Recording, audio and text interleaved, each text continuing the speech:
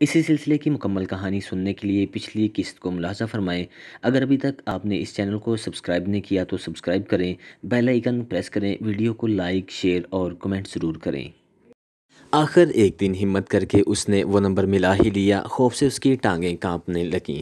थोड़ी देर में किसी ने टेलीफोन पर हेलो कहा तो मंसूर ने कहा, मैं जोसेफ से बात करना चाहता हूँ। उस शख्स ने पूछा, तुम कौन हो? तो मंसूर ने जवाब दिया, मैं जोसेफ का दोस्त हूँ और बरतानिया से आया हूँ। इतने में जोसेफ ने खुद टेलीफोन पर पूछा, जी फरमाइए, मैं ही जोसेफ हूँ। मंसूर सख्त खौफ की वजह से भूल ही गया कि इसे क्या कहना चाहिए, लेकिन दूसरी तरफ जोसेफ समझ गया कि ये कौन हो सकता है। आखिर उसने कहा कि अच्छा, तुम तो वही हो जो कुछ दिन पहले मेरे एक दोस्त के साथ पेरिस में मिले थे। इस पर मंसूर की जान में जान आई। फिर उसने कहा, हाँ बिल्कुल वही हूँ, क्या हम किसी वक्त बगदाद के किसी कैफ़े में मिल सकते हैं? अगले दिन मंसूर एक मसरूफ़ तरीन कैफ़े में जोसेफ के इंतज़ार में बैठा था। डर से इसका जिस्म पसीने से शराबूर हो रहा था और दिल ही दिल में वो सोच रहा था कि चंद लम्हों बाद इराक़ी सिक्योरिटी वाले अचानक अंदर घुसकर इसे घसीट कर ले जाएंगे। अभी वो जागती आंखों से डरावने ख्वाब देख रहा था कि एक शख्स कैफ़े में दाखिल हुआ और सीधा चलता हुआ उसकी मेज़ के साथ लगी हुई एक कुर्सी पर बैठ गया। उसने अपना तारुफ करवाते हुए कहा कि मेरा नाम जोसेफ है और तुम भी यकीनन वही हो जिसके साथ फ़ोन पर बात हुई थी। इसका रंग सांवला और बाल बर्फ़ की तरह सफ़ेद थे।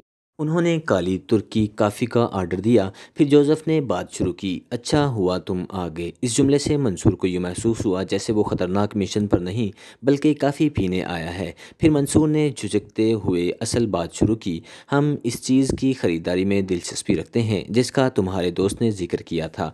तुम्हारा इशारा गालिबन मिग 21 की तरफ है। बूढ़े आदमी ने पूछा। मंसूर ने गला साफ करते हुए बड़ी मुश्किल से हाँ कहा। इस पर आप लोगों का बहुत पैसा खर्च होगा और वक्त भी लगेगा, जोसेफ ने कहा, लेकिन इसका बंदोबस्त हो सकता है। मंसूर ने एक और सवाल दागते हुए कहा, मेरे दोस्तों को समझ नहीं आ रही कि मुश्किल काम आखिर तुम कैसे करोगे? इस पर जोसेफ ने मुस्कुराते हुए कहा, कल बताऊंगा। उन्होंने अगली मुलाकात एक पार्क में करने का प्रोग्राम सेट किया। दूसरी सुबह बगदाद के एक पार्क के कोने में लगी बेंच पर दोनों बैठकर फिर इसी मौजू पर बातचीत करने लगे। जोसेफ ने अपने ख़ानदानी पस मंज़र के मुतालिक एक लंबी दास्तान सुनाते हुए कहा, मेरा ताल्लुक एक गरीब यहूदी घराने से था। महज चंद साल की उम्र में मैंने एक मालदार मेरोनाइट क्रिश्चियन फैमिली के यहाँ मुलाजमत शुरू की। मैं स्कूल में बिल्कुल नहीं जा सका, लिहाजा अब मैं लिखने पढ़ने से कासिर हूँ। मैंने इस ख़ानदान की खिदमत की और यूँ वहाँ अपने लिए एक मकाम पैदा किया। इस ख़ानदान का मौजूदा सरबराह मेरे हाथों में पला बड़ा है, बल्कि इसकी शादी भी मेरी ही मर्ज़ी से हुई है। इसके जवान बच्चे हैं जो मुझे ख़ानदान का बुज़ुर्ग समझते हैं और बड़ी इज़्ज़त करते हैं। वो मुझसे हर मसले में मशवरा लेते हैं। कुछ अरसा हुआ है कि इराक़ी हुकूमत ने इस फ़िरके की ईसाइयों को तंग करना शुरू किया है। ये बिजनेस पर तरह तरह के भारी टैक्स लगा रहे हैं। अक्सर बड़े बड़े ताजरों को जेलों में बिला किसी जुर्म के डाल दिया गया। मेरे मालिकों पर भी यही मुसीबत आन पड़ी है। वो अब किसी तरह इस मुल्क से निकलना चाहते हैं। अलबत्ता इसका बड़ा बेटा मुनीर रोफ़ा इसके ख़िलाफ़ है। वो एयरफोर्स में एक आला ओहदे पर फाइज़ है और वो दुनिया का बेहतरीन लड़ाका तैयारा मिग 21 का पायलट है। ये लड़का भी मेरी बेहद कदर करता है। मुझे यकीन है कि अगर मैं इसे कहूँ तो वो ज़रूर अपना जहाज़ उड़ाकर इसराइल पहुंचा देगा, लेकिन वो अपने पूरे ख़ानदान समेत इसराइल जाना चाहेगा और वहां रहने के लिए इसे माकूल फ़ंड्स की ज़रूरत होगी। मैं बस तुम लोगों से यही ज़मानत चाहता हूँ। मंसूर ने कहानी सुनने के बाद पूछा कि इस ख़ानदान को इसराइली मुंतकली के लिए कितनी रकम की ज़रूरत होगी? तो जोसेफ ने जवाब दिया कि 5 लाख पाउंड स्टर्लिंग। वो ख़ुद अपने लिए कुछ भी नहीं मांग रहा था, हत्ता कि वो इराक़ से फ़रार का भी नहीं सोच रहा। जोसेफ ने मज़ीद कहा कि वो ये सब कुछ इसराइल और सहूनियत की बका और इसके बाद मज़कूरा ईसाई ख़ानदान के एहसानात चुकाने के लिए करना चाहता है।